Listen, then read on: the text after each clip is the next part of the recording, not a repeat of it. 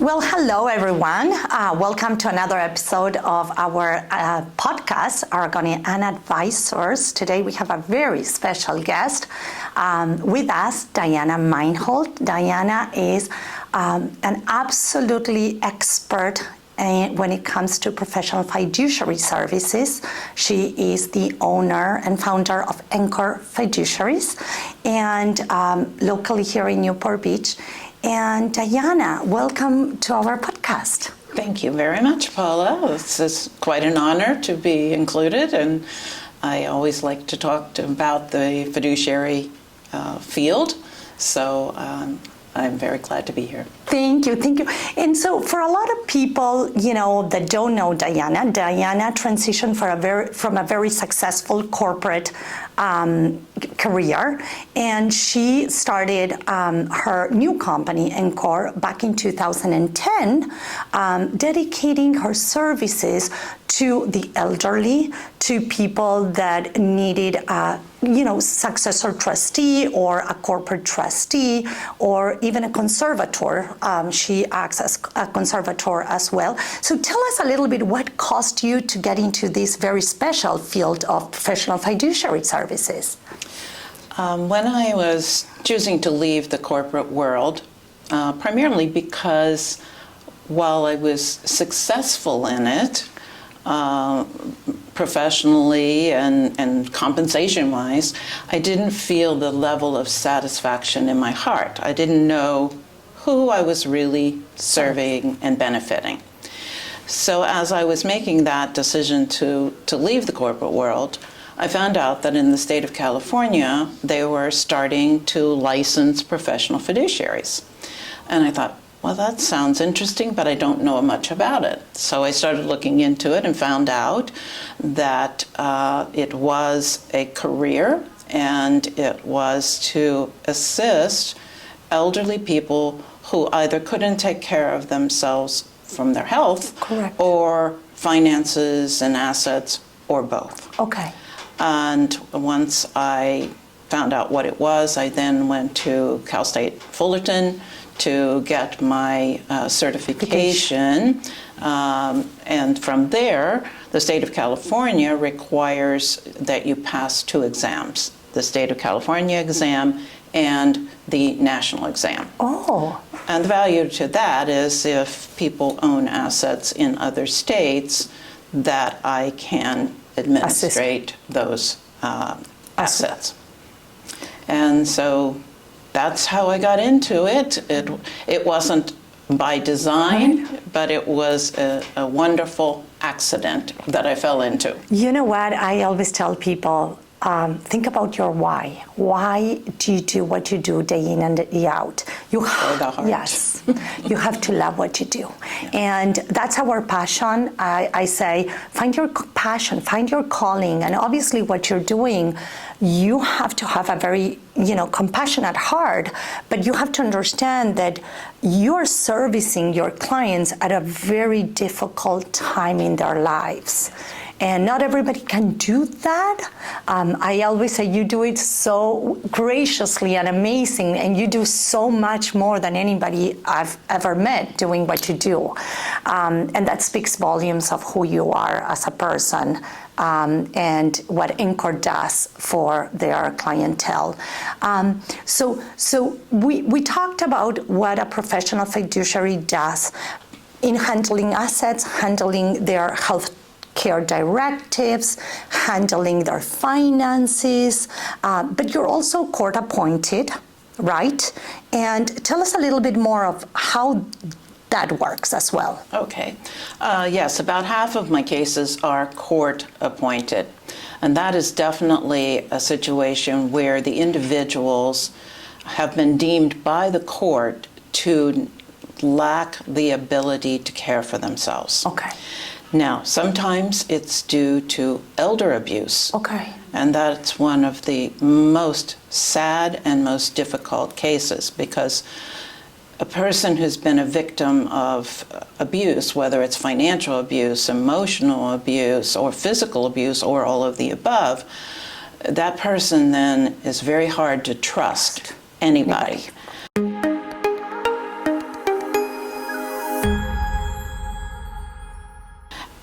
now you've got the court involved, which is a stranger to them, and then you've got a new person who's, they're told, this is your conservator.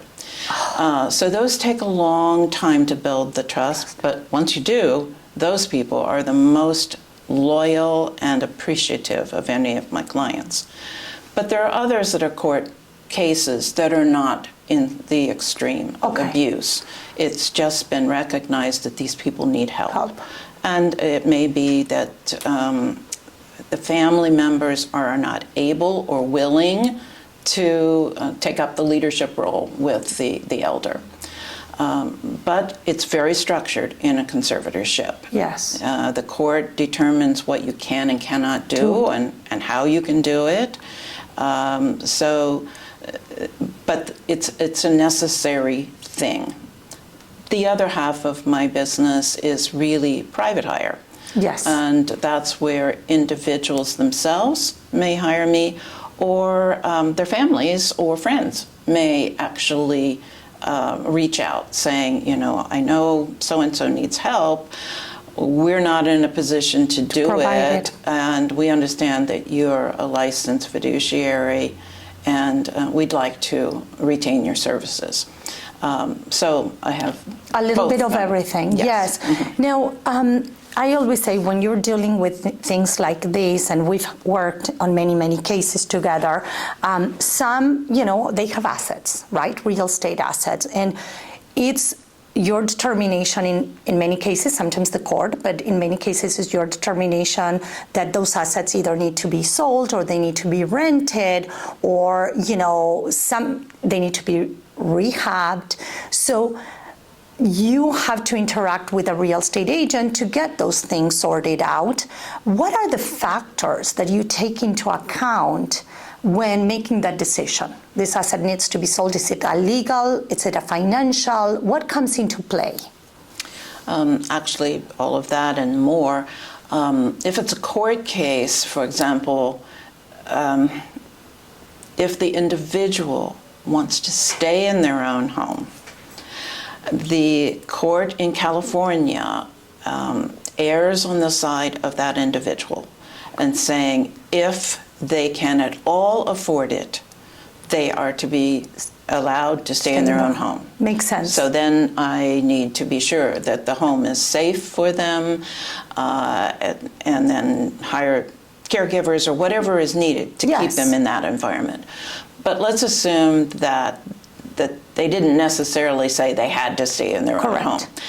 Then we have to consider what is needed. Do we need money? If we need money, then we may have to sell the property. Correct. If the home is unsafe because of either maybe there's mold or stairs or any kinds of things, that could be a determining factor of why we have to move. And maybe we can't provide the level of care in the home that they need. Whether it's a financial reason we can't, or they just need such an extensive amount of care that we need a facility that can provide that.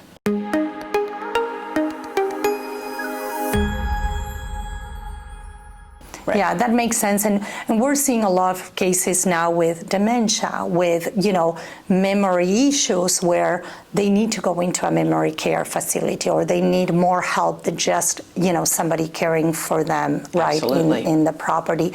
But, I know you always look into how can we make this house work for them, right? What's the first thing that we can do? Can we, remodel the shower so that they have a walk-in shower rather than step up? Or, can we remove the carpet and put some flooring that it's, you are always thinking, how can we make the house work? Move the bed downstairs.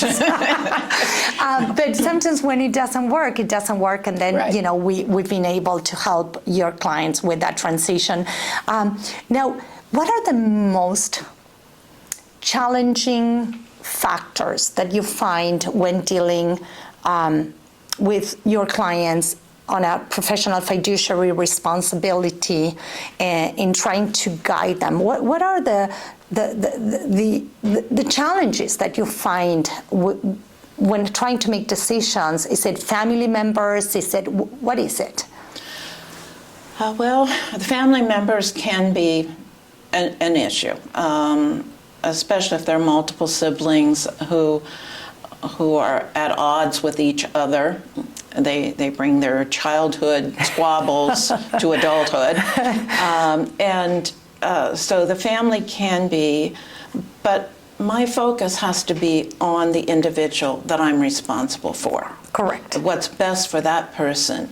And there are times when I have to make the decision what's in their best interest, either because they can't or they won't make the decision. Now that's hard when you're telling someone, I'm sorry, but we really have to move. Yes. And they're probably not going to like it at the time, obviously.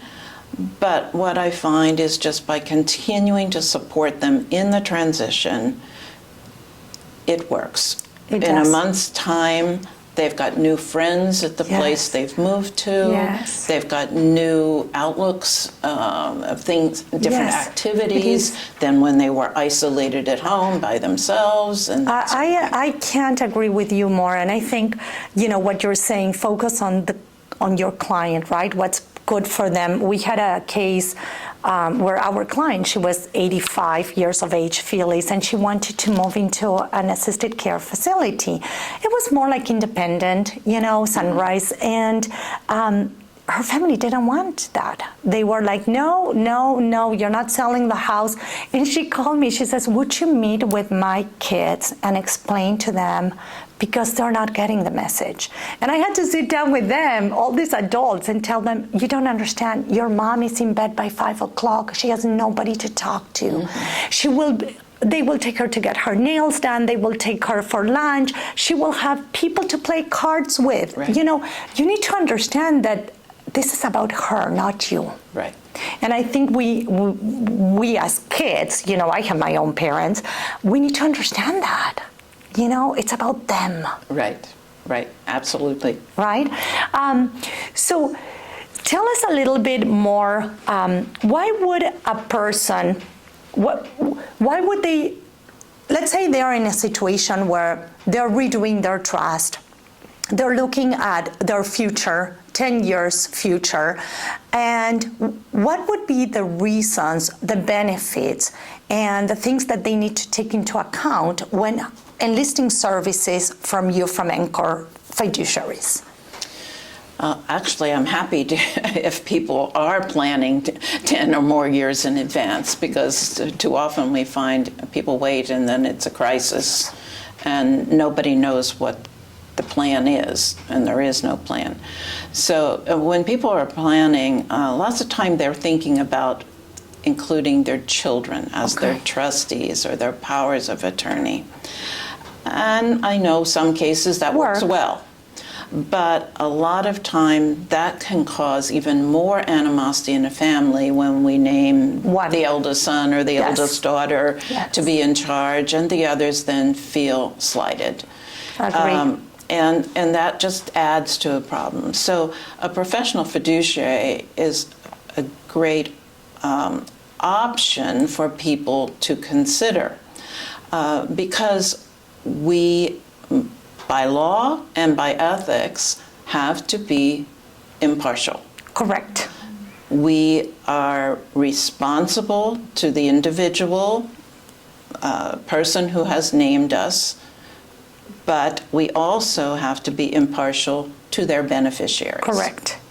And so I think that makes a really good option for people, but a lot of people don't know that we exist. They know about trust departments of banks and financial institutions, and those are all well and good options. But the problem is most of them will only accept you if you have $5 million or more in assets. Correct. And the preponderance of the population probably doesn't have $5 million, or certainly not in liquid assets. Correct. They might have it in property, but property is not liquid. Exactly. Exactly.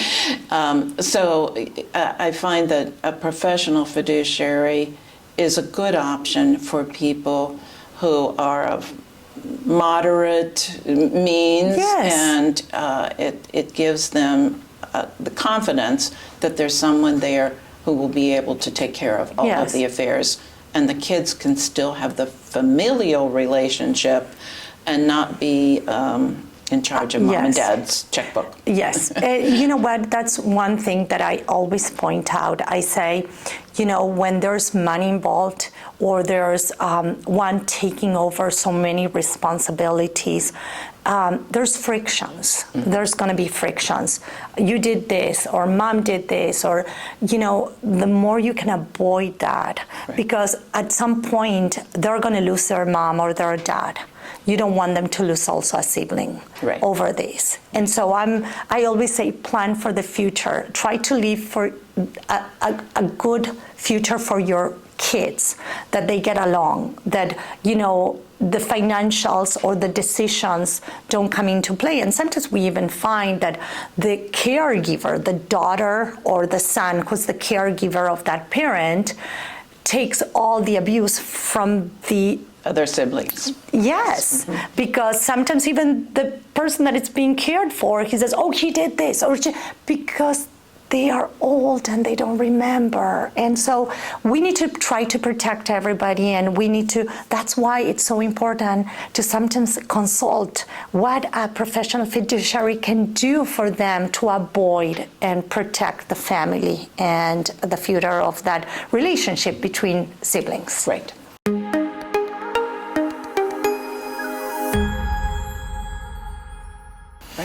So, Diana, tell us, we've worked in many, many cases together throughout the years, and we had some, you know, very easy, some very complex, but we always say we always have successful cases. All of them end up being super successful.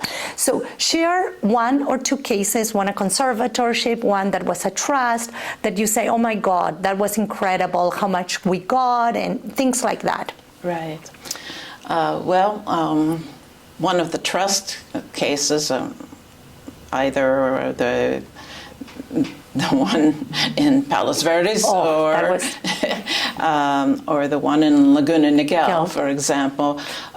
Those were homes where there was some need of assistance with the home to make it look better, but it depended on what we wanted to achieve. Yes. Were we looking for a fast sale, or we were looking for the most in the asset that we could generate? Correct. And it turned out that, thanks to you and your team, you know, we were able to get so much more for the home than the people actually thought possible. Yes, exactly. Yes, I remember on the one on Rancho Palos Verdes, when we were looking at everything, the last comp was $1.5 million, and everybody said $1.5 million, and we came in and we're like, well, let us do the yard, let us stage the house, let us clean up. We didn't even spend $10,000. I think we spent around $10,000, and we put it on the market for $1.7 million, and we got 17 offers, and it sold for $1.865 million. Right. Exactly. So that homeowner who is alive was able to maximize the sale and walk away with $365,000, which will go for her care. Right, exactly. And the other one that was in Laguna Niguel was different. The person had passed. Yes. But what wonderful things have come out of that with the money that from the sale is funding an endowment at the University of Redlands. Oh, that's phenomenal. And so it's going to go for a wonderful educational purpose, plus several family members and caregivers also benefited because they were named in the trust. That's awesome. So, you know, success stories on both cases. You know what? Legacy, right? I always say we come through to this world and we live with nothing. We live how we came. What's important is the legacy that you live. What do you leave behind? And I keep telling people, even people that have no kids, right? I tell them, you know, you have to know that within 5 years, if you don't leave a legacy, like an endowment or a scholarship or a foundation or something, the money's going to be all gone. Because the money, it's just money. People spend it. So plan for the future, but plan on your legacy. What do you want to leave behind? Right. How do you want to be remembered, right? Exactly. And the other you mentioned about conservatorships. Yes. Now that is a very different animal. Yes. Because with a conservatorship, when you're ready to sell property, you get the offers and you basically are at the point of opening escrow, but you need the court to approve the sale. I know. That sounds simple, but the problem is that the courts in California are so backlogged Yes. that it takes months to even get a court date. Then, when that gets near, then you go through the court process, which is actually a bidding process. Yes, yes. Because people can come in and overbid the offer that you have on the table. That doesn't always happen, but it has sometimes happened. it does. Yes. We had one in Costa Mesa. Right. And that was a funny case because it was just when COVID hit, and it was the first Google Meets, court confirmation. Remember that everybody was trying to figure out how to do this. Yes. And now you have all these people that are there. It's public, so you have all these people showing up. On the screen. It's like a public auction, basically. Yes. On Zoom. Yes. And I always say, that's why it's important to have somebody knowledgeable and on top of the files like you and the attorneys we get to work with. But also the realtor. Yes. And broker. Yes. Have to be aware of it because from your standpoint, you're having to keep the customer calm. And the other patient. agent. Right. And the other agent. And we always say, the other agent, they don't know what they're getting into. They don't. We explain it to them and we tell them, we're going to guide you. We're going to handhold you and your client. Our goal is to get you to the finish line. Right. But you need to be patient because it's not on me, it's not on the professional fiduciary or the attorney, it's on the court. Right. So it could take a month, it could take 2, sometimes it takes 5. Yes. So hang in there, we're gonna get it close if we don't have an overbid. So it really is a different animal, but also the one we did in Yorba Linda that was court confirmation, we were able to get it close on time. That came from a 1031 exchange. The poor buyer was very stressed, and it took a little bit of muscle to get it done, but we got it done, and it sold with multiple offers, and it went also for a lot more. And those are our success stories. We always say, this is such stressful, process, right? And we are thinking on the clients, we're thinking on, the resources that we have to put this puzzle together. But then when we get the result, we get to celebrate. We get to say, yes, we did this, and it feels good. It feels good to the heart. It feels good for it becomes a win-win-win-win. It really does. And, for us, it's a pleasure to work with you, Diana. We've like I said, we always say, if Diana is involved, the client is getting the best service. I mean, I've seen you do things that nobody does, So I speak so highly of you because I've seen you in action, and it's not with one client, it's with every client. And you make a difference, and we hope that we all make a little bit difference, but I think you make the most tremendous difference in your clients, last years, I should say. Good training from my parents, I guess. Hard work. I know. So 7 days a week, 24 hours a day. For sure. So tell me something. If people want to connect with you, they want to find out more about your services, how do they reach out to you? Where do they find you?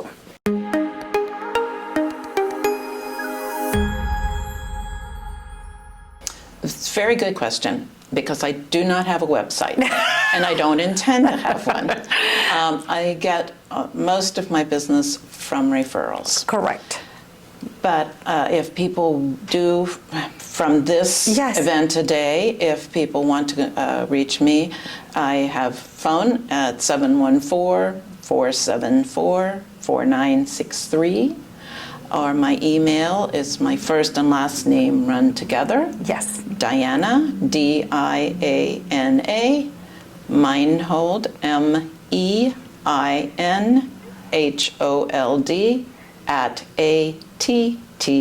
@att.net. Yes. And I'd be happy to talk to people. I don't charge for the first 1 or 2 hours of consultation. And if I am retained, I do not even ask for a retainer agreement or any retainer fee. Yes, and the good news is with Diana, she does so many other things. Like Diana will analyze entire property and the assets, and if there's things that need to be appraised, she takes care of all of that. She will help with everything and anything that the client needs in terms of their finances, in terms of their health, in terms of their real estate assets. And it doesn't matter where they have the assets, right? It can be in Florida, it can be in Arizona. Right. She still handles everything. So Diana, thank you so much for coming today and joining us and telling the world what you do and making this world a little bit better for everybody. Oh, thank you so much. It's been a privilege and an honor. Thank you. We thank you very much for staying with us today, and we hope to see you again at our next podcast, Aragone Advisors. Have a great day.